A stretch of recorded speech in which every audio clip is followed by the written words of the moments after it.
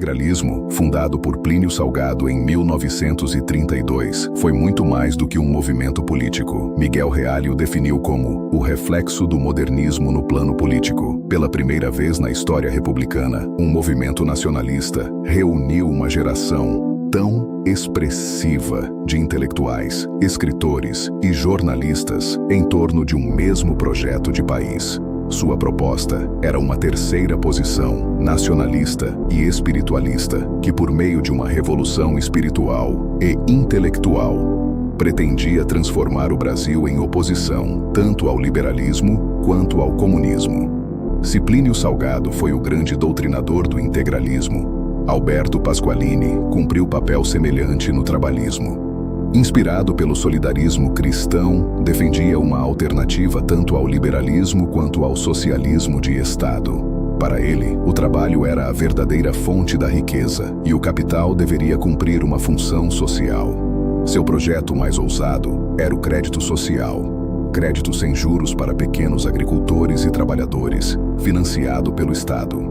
É comum, por meio de redes sociais, você se deparar com comentários ou memes de pessoas que se dizem trabalhistas ironizando ou falando em verdade sobre o integralismo. Mas o que eles não sabem é que existe uma vasta zona de convergência ideológica entre esses dois mundos. O que hoje é apresentado como um antagonismo ferrenho escondia, na verdade, uma proximidade profunda baseada na soberania, no desenvolvimento nacional e na identidade cultural. O integralismo funcionou como uma verdadeira escola de formação para quadros que mais tarde ocupariam o coração do projeto trabalhista. Santiago Dantas participou da AIB, atuou na imprensa integralista e foi membro da influente Câmara dos 40 antes de se tornar um dos principais estadistas do trabalhismo.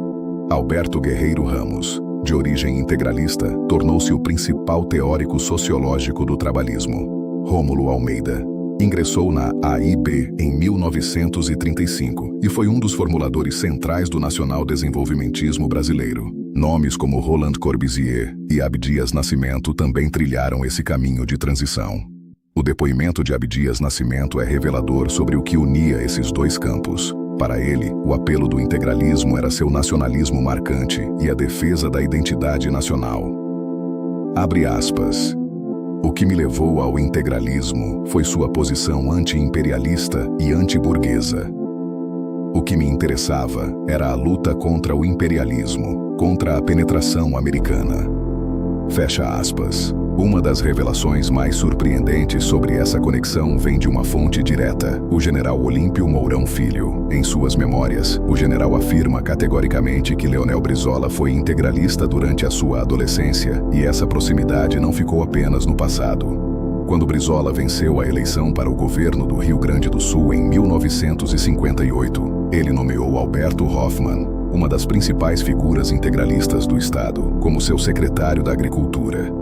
Além disso, Brizola selou uma união política formal com o PRP, o partido de Plínio Salgado. Essa aliança era tão explícita que gerava crises. Em 1961, correligionários de Salgado reclamavam que Brizola andava de braços com integralistas e comunistas ao mesmo tempo. Se existe alguém que personifica esse encontro ético, esse alguém é Fernando Ferrari. Pesquisas acadêmicas apontam uma forte aproximação de Ferrari com o integralismo na juventude, mantendo referências positivas a Plínio Salgado.